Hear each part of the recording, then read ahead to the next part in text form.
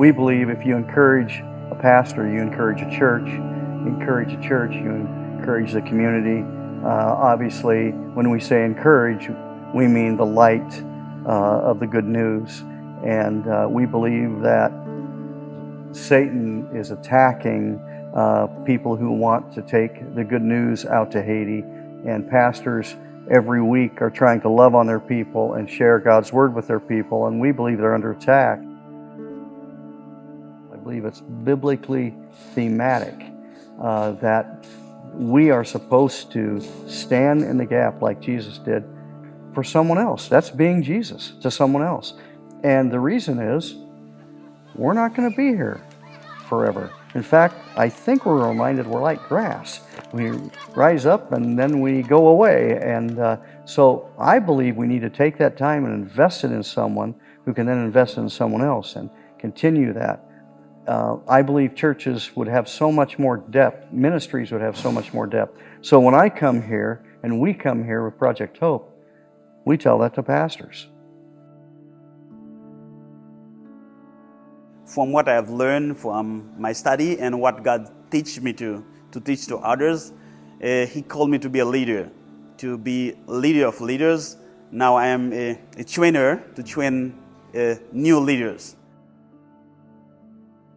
God is using me to transform some communities, specifically my community where we have a school, and that where we feed 166 kids.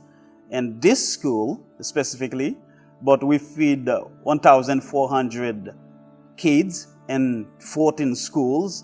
That is a blessing for Pinion area.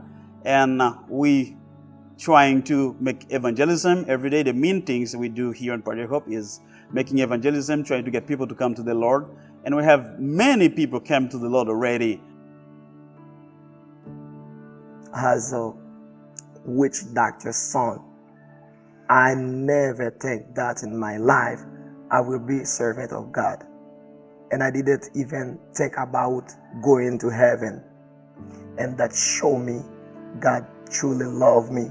And even though my dad died, God just take care of me.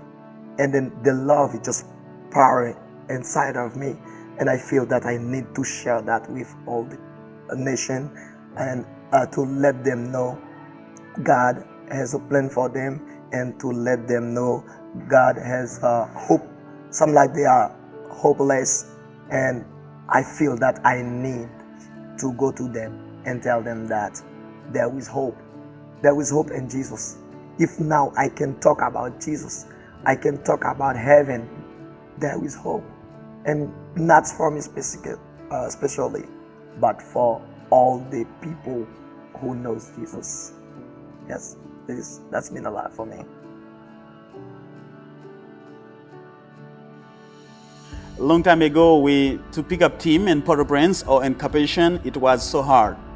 Because sometimes it's manifestation, sometimes the road is muddy, sometimes it's difficult to go to Capuchin or to go to Port-au-Prince to pick up the team.